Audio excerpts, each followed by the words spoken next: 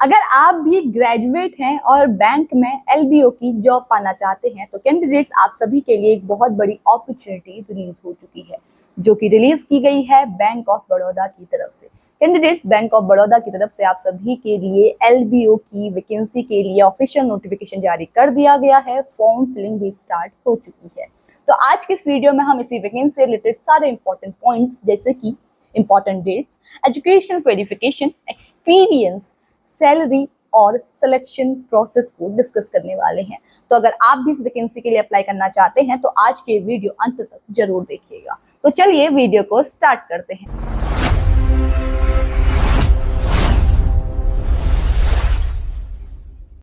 तो कैंडिडेट्स, ये रहा आपकी स्क्रीन के सामने एलबीओ की वैकेंसी का detail notification bank of Baroda की तरफ से, जिसके लिए आपकी फॉर्म फिलिंग स्टार्ट हो चुकी है 18 अगस्त से एंड लास्ट डेट होने वाली है 7 सितंबर, यानी 7 सितंबर से पहले पहले आप इस वैकेंसी के लिए अप्लाई कर लीजिएगा। अब बात करते हैं इस पोस्ट की वैकेंसीज कितनी रिलीज की गई हैं, एजुकेशनल क्वालिफिकेशन और बाकी चीजों के बारे में।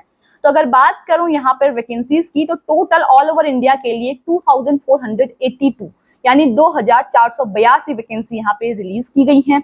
एज क्राइटेरिया रखा गया है minimum 21 years and maximum 30 years. और इस वैकेंसी के लिए अप्लाई करने के लिए आपकी ग्रेजुएशन कंप्लीट होनी चाहिए। ग्रेजुएशन के साथ ही साथ आपको यहाँ पे एक्सपीरियंस भी मांगा गया है और वो होगा 1 साल का। मिनिमम 1 साल का एक्सपीरियंस आपके पास होना चाहिए कमर्शियल बैंक में काम करने का, ठीक है।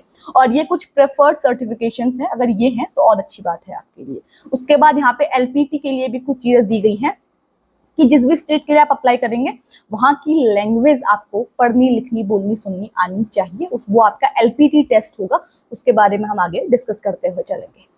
तो उसके बाद बात करेंगे डिटेल में वैकेंसीज की। ये रही आपकी वैकेंसीज हर किसी स्टेट के लिए, क्या लोकल लैंग्वेज है, कितनी वैकेंसीज रिलीज की गई हैं, हर कैटेगरी वाइज यहाँ पे मेंशन किया गया है। तो आप अपने हिसाब से देख लीजिए आप जिस भी वैकेंसी के लिए अप्लाई करना चाहते हैं। अब अगर आपकी एज 30 प्लस हो चुकी है और अगर आप रिजर्व कैटेगरी से बिलोंग करते हैं तो आप सभी के लिए यहाँ पे एज रिलैक्सेशन भी दिया गया है। आप यहाँ पे अपनी कैटेगरी के अकॉर्डिंग देख सकते हैं जो भी एज रिलैक्सेशन आपको यहाँ पे चाहिए, ठीक है। बात करूं अगर एप्लीकेशन फीस की, तो अगर आप जनरल, ईडब्ल्यूएस और ओबीसी कैटेगरी के मेल कैंडिडेट्स हैं तो आपको 850 रुपीज यहाँ पे पे करना है। और अगर आप रिजर्व कैटेगरी से बिलोंग करते हैं या फिर आप किसी भी कैटेगरी की विमेन कैंडिडेट्स हैं तो आप सभी को 175 रुपीज पे करनी है इस वैकेंसी के लिए अप्लाई करने के लिए। स्केल ऑफ पे आपका रहेगा 48,000 से स्टार्ट होता है एंड 85,000 तक ये वेरी करती है, जो कि आपकी सैलरी है, ठीक है। अब हम बात कर रहे हैं यहाँ पे आपके सिलेक्शन प्रोसेस की।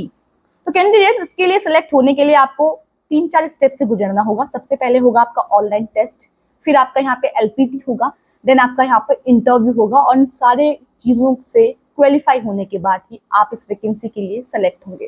तो सबसे पहले बात करते हैं ऑनलाइन टेस्ट की। तो इस वैकेंसी के लिए टेस्ट आपके 4 होने वाले हैं, ठीक है। इस वैकेंसी के लिए सेलेक्ट होने के लिए जो ऑनलाइन टेस्ट है उसके अंतर्गत 4 टेस्ट यहाँ पे हैं। पहला है इंग्लिश लैंग्वेज, सेकेंड है बैंकिंग नॉलेज, थर्ड है general economic awareness and last है reasoning ability and quantitative aptitude. सबके आपको 30 क्वेश्चंस देखने को मिलेंगे, 30 मार्क्स के रहेंगे। ऑल ओवर पेपर में आपको 120 क्वेश्चंस देखने को मिलेंगे। 120 मार्क्स का आपका पेपर होगा और 120 मिनट्स ही आपको टाइम दिया जाएगा पेपर को करने के लिए, लेकिन हर टेस्ट को आपको उसके दिए हुए ड्यूरेशन के अंतर्गत ही ठीक है कंप्लीट करना है, यानी 30 मिनट्स के अंतर्गत ही आपको यहाँ पे टेस्ट कंप्लीट करना होगा। इंग्लिश लैंग्वेज को छोड़ के बाकी सारे टेस्ट आपको बाइलिंगुअल देखने को मिलेंगे और जो आपका इंग्लिश लैंग्वेज होगा वो ओनली क्वालिफाइंग नेचर का होगा। इसके मार्क्स जो है वो मेरिट लिस्ट में ऐड नहीं होंगे। उसके अलावा जो सेकेंड, थर्ड और फोर्थ टेस्ट है इसके मार्क्स आपको यहाँ पे देखने को मिलेंगे, मेरिट लिस्ट में ऐड होंगे। रॉन्ग आंसर के लिए यहाँ पे पेनल्टी भी पड़ने वाली है, नेगेटिव मार्किंग होगी। 1/4 मार्क्स आपका जाएगा, यानी 0.25 मार्क्स आपका जाएगा अगर आप रॉन्ग आंसर को चूज करते हैं तो। फिर जब आप ऑनलाइन टेस्ट से शॉर्टलिस्ट हो जाते हैं, यानी आप क्वालिफाई कर जाते हैं, आप शॉर्टलिस्ट हो जाएंगे यहाँ पे एलपीटी के लिए, ठीक है। और यहाँ पे स्क्राइब वगैरह के लिए चीजें दी हुई हैं वो आप देख लीजिएगा। टेस्ट सेंटर्स दिए हुए हैं, एग्जामिनेशन सेंटर्स जिस भी स्टेट के लिए आप अप्लाई करेंगे वहां पे यहाँ पे दिए हुए हैं, तो आप अपने हिसाब से अपना एग्जामिनेशन सेंटर यहाँ पे चूज कर सकते हैं। और हाँ, आप जिस भी स्टेट के लिए अप्लाई करेंगे आप वहीं के लिए कम्पीट करेंगे, आपका सिलेक्शन उसी स्टेट के लिए होगा, ये भी मैं आपको बता दे रही हूँ। दूसरे स्टेट के लिए आपका सिलेक्शन नहीं होगा। तो जिस भी स्टेट के आप अप्लाई करना चाहते हैं वैकेंसीज देख लीजिए, सोच समझ के ही अप्लाई कीजिएगा। अब बात करेंगे एलपीटी की। तो यहाँ पे फिर जैसे ही आपका ऑनलाइन टेस्ट क्वालिफाई हो जाता है, आप एलपीटी के लिए सेलेक्ट हो जाएंगे। अब एलपीटी उनको नहीं देना है जिन्होंने जिस भी स्टेट के लिए आप अप्लाई कर रहे हैं वहां की लोकल लैंग्वेज अगर आपने 10th और 12th में पढ़ी हुई है तो आपको एलपीटी नहीं देना है। अगर नहीं पढ़ी हुई है तब आपको एलपीटी देना है। एलपीटी आपका क्वालिफाइंग नेचर का रहता है। उसके बाद जब आपका एलपीटी हो जाता है फिर आप group discussion and personal interview के लिए शॉर्टलिस्ट होंगे। तो यहाँ पे आपका पहले ग्रुप डिस्कशन होगा, फिर यहाँ पे इंटरव्यू होगा।